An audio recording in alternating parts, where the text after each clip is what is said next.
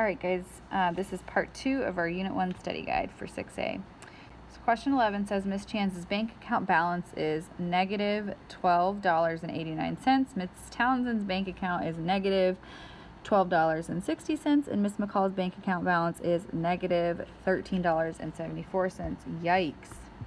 Order the bank balances in order from greatest to least. So we are working with our negatives here, right? And remember, when you're comparing or when you're ordering all negative numbers or negative numbers in general, the bigger the number looks, actually the smaller the value it has. So we're going from greatest to least. So who has the most amount of money in their bank account? That would be Miss Chan's. So that would be Miss Townsend with her negative $12.60. The next one would be Miss Chan's with negative $12.89. Sorry, those all need to be decimals, not commas. I don't know what I'm doing there. Decimal. And then the smallest value, who has the least amount of money, that'd be Miss McCall with negative $13.74. All right, guys, so this next question says the point R3, negative 3, is reflected across the x-axis. In which quadrant would R prime end up, and what would be the coordinates for the reflected points? So I'm going to first figure out what those points would be. So remember, if you're reflecting over the x-axis, then your y value is going to switch to its opposite. So our new coordinates are negative 3, positive 3. And then what quadrant would negative 3 positive be in? That would be quadrant 2. Okay, the next one says describe the pattern you see when you compare our original point to our reflected point. And I just kind of said it, which is the x coordinate is the same.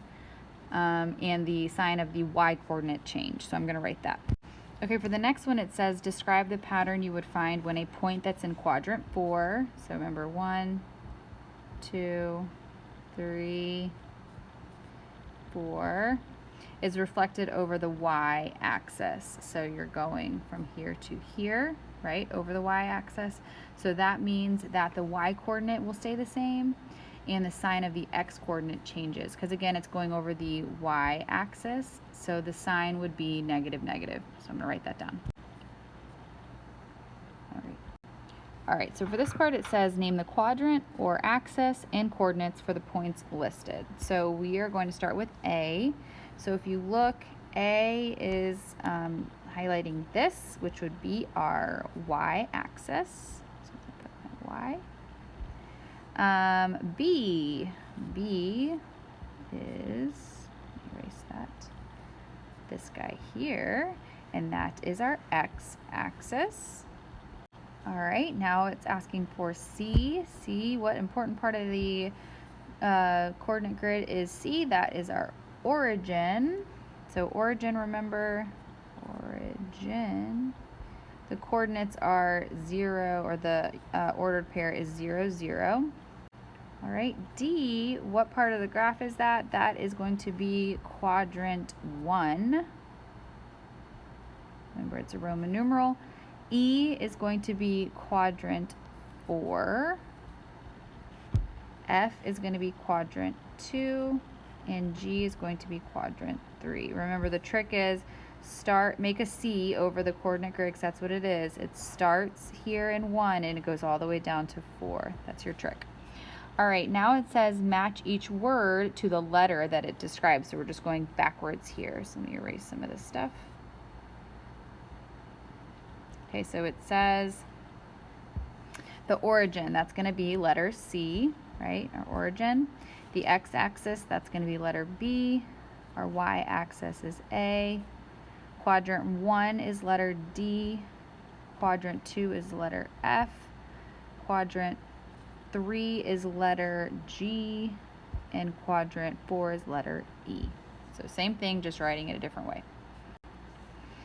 All right, so this says if a point were in quadrant 1, so that's here, and it was reflected over the x-axis, so your x-axis is here, what quadrant would it end up in? So if it's reflecting over, it's going to end up here in quadrant, that is 4. So quadrant 4. the next question says, erase.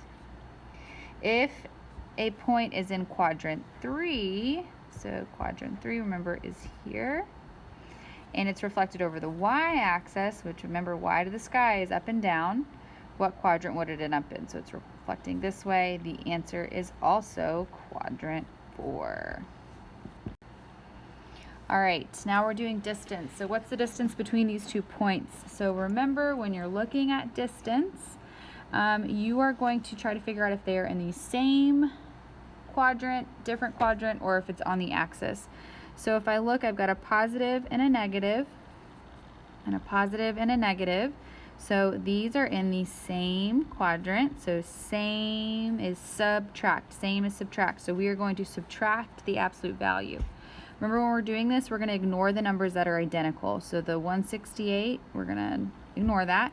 We are going to subtract the absolute value of 700 and the absolute value of 300, negative 300, I'm sorry, negative 700 and negative 300.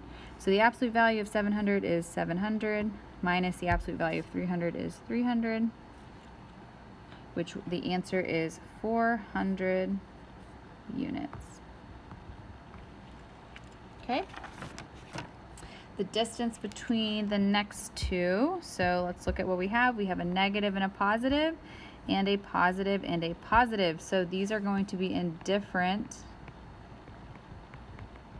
quadrants, which different means add, right? So we are going to add the absolute value of the numbers that are different. So if we look at our numbers, our ordered pairs, 48 is identical, so we're going to ignore those.